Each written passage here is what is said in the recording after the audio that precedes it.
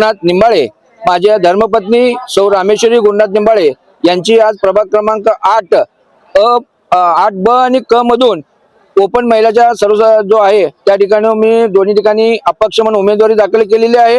आम्ही गेल्या 25 वर्षापासून भारतीय जनता पार्टीचा निष्ठावंत कार्यकर्ता, भारतीय जनता पार्टीचा पदाधिकारी, मंडल अध्यक्ष, प्रभाग अध्यक्ष, वार्ड अध्यक्ष पासून मी या ठिकाणी काम करत असतो। पण या ठिकाणी ज्यांनी प्रभागातच फिरले नाहीत अशा लोकांना या ठिकाणी भारतीय जनता पार्टीने तिकीट दिलेलं आहे। म्हणूनच आम्ही आज निर्णय घेतलेला आहे की अपक्ष लढवायचं आणि आज मी गेलेल्या 25 वर्षाच्या कार्याच्या जोरावर अपक्ष उमेदवारी दाखल केलेली आहे आणि विजय सुद्धा होणार याची या ठिकाणी मला स्वार्थ अभिमान आहे। आणि येणाऱ्या महापालिकेत कमीत कमी 25 अपक्ष उमेदवार असेल आणि अपक्षांचा महापौर असेल आज या ठिकाणी मी ठासून सांगेन।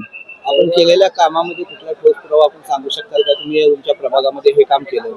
साहेब, नुकतेच एकनाथ भाई शिंदे आपल्या महाराष्ट्राचे माजी मुख्यमंत्री ज्यांनी लाडकी बहीण योजना काढली होती, 6300 महिलांचं आम्ही या ठिकाणी मोबाईलच्या माध्यमातून त्यांची लाडकी बहीण योजना करून दिलेली आहे।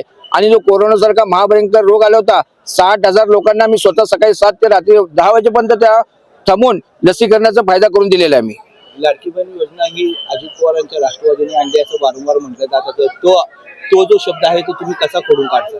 नाही, ठीक आहे, कसं आहे, त्या आता एकनाथ भाई आहेत, देवेंद्र भाई आहेत आणि अजितदादा सुद्धा आहेत। आता तिघे एकत्र असल्यामुळे आता ते म्हणणारच, कारण कसं असतंय, राजकारण हा जो इलेक्शन आले की म्हणतात मी केलं म्हणतात, ठीक आहे, आता त्यांचा वैयक्तिक प्रश्न आहे। आपण ठीक आहे, आपण काय करू की तुम्ही भांडत बसा, पण आमच्या महाराष्ट्रातील लाडकी बहिणींना त्याचा फायदा झाला, आम्हाला त्याचा अभिमान आहे। निवडणूक लढण्यासाठी इच्छुक आहात का परत माघार घेणार आहात? नाही, आज 100% सांगतो, मी 16 तारखेला सुद्धा तुम्हाला भेटेन आणि विजय घोषित म्हणून मी भेटणार आहे। मी माघारी घेणार नाही आहे। आजपासून माझा मोबाईल स्विच ऑफ राहील 3 तारखेपर्यंत। निवडणुकीचा पूर्ण खर्च कोण करणार? मला निवडणुकीचा खर्च लागणार नाही। मी माझ्या प्रभागात एवढं सुद्धा काम चांगलं आहे, रात्री तुम्ही कधीही कॉल करा, मी त्या सक्षमपणे तिथे जात असतो। एवढी वर्ष पक्षामध्ये निष्ठेने काम केलं, तुम्ही ज्यावेळेस उमेदवारी मागायला गेला पक्षाला, तर काय तुमची भावना?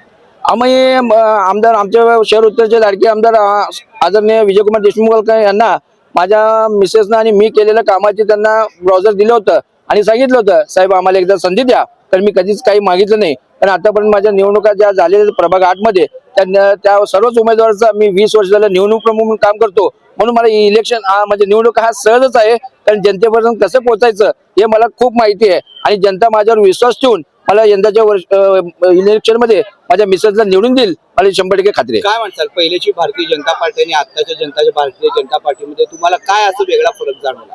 फरक असं जाणवला की आम्ही कुठेतरी चुकलं असं वाटतंय। आम्ही सुद्धा इलेक्शनच्या अगोदर कुठल्या तरी पक्षात उडी मारायला पाहिजे होतं, पण आम्ही शेवटपर्यंत आम्हाला आदरणीय विजयकुमार देशमुख यांच्यावर विश्वास होता की माझ्या कार्यावर विश्वास ठेवून मला तिकीट देतील असतील।